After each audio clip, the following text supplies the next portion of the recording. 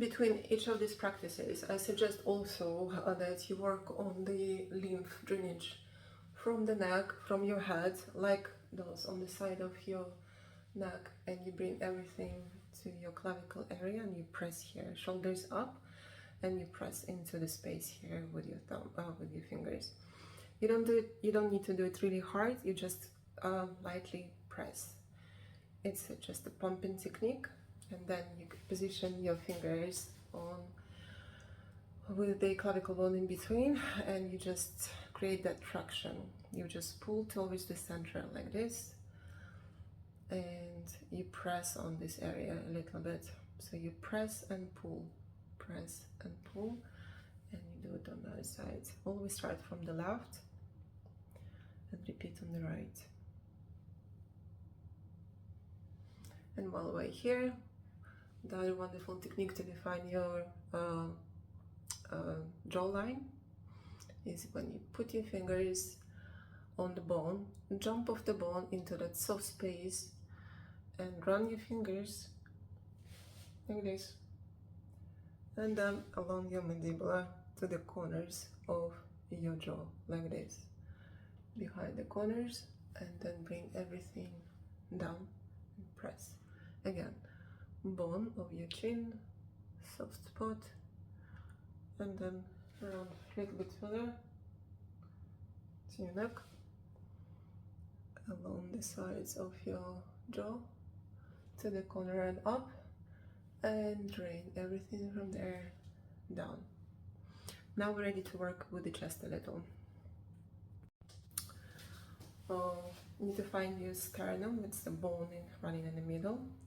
Put your fingertips in between the ribs on your costal muscles, and with a firm press, I want you to run in between the ribs to your armpit and down.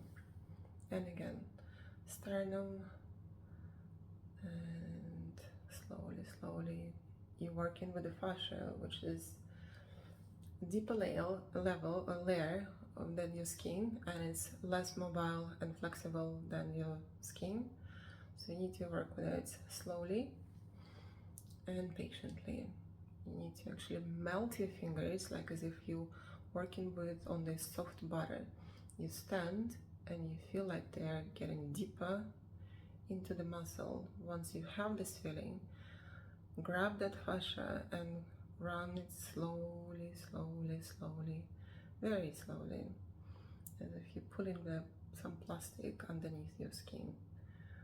And you rotate your shoulder a little bit to the back, and with the fingertips you go to the arm tip bit. You also can work with the pectoralis major here, by grabbing this muscle from the armpit like this, and working with your thumb, by pressing, massaging it upwards. It can be painful for some if you don't practice, if you don't work manually on your muscle. So you do it with less pressure maybe at the beginning. Okay. You obviously repeat the same on the other side. This side feels a lot better. More freedom here. Yeah. Before you proceed to the other side, and let's work on the sternum. So with your knuckles, the bones, yeah, will go along from the process. You can go a little bit deeper, and you start rotating and pressing all those tissues along the bony part, like this. In the beginning it feels a bit sensitive, it feels painful, but with the time, as you practice, the pain will go away and you're not going to feel much. It's just a matter of time and practice. So this way will also free fascia, will make it more flexible, more mobile, more fluid, and a little bit more into the side, and the same little bit more into the side. Once we also practice fascia pull into the armpit like I demonstrated earlier. We can then start rolling. We need to take a good roll made of all your tissues here, which is fascia and your skin and the fats and everything. And we need to start it rolling up to your clavicle and subclavicle area and in there. Make it slowly. So take that roll, fat layer, and you can even play with it. If you feel like there is a tension, you can stand, press on it. It should be flexible, it should not be painful. Maybe it will not be painful, won't be painful in the beginning. And then you roll to your clavicle area and you leave it there and press a little. And again, so you go from one side to the center, or from the center to the side, doesn't matter.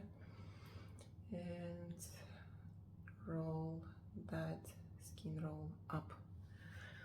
And on your sternum, the same. You need to form that roll. And to get into this hollow place here, maybe you'll find a little bit of fat layer there, some stagnant, sort of harder part. Work on it, press on it, massage it, make it flexible, make it go away, all those fluids, they need to go. And you proceed in the same manner to the other side. One more practice I would like to show is on this area where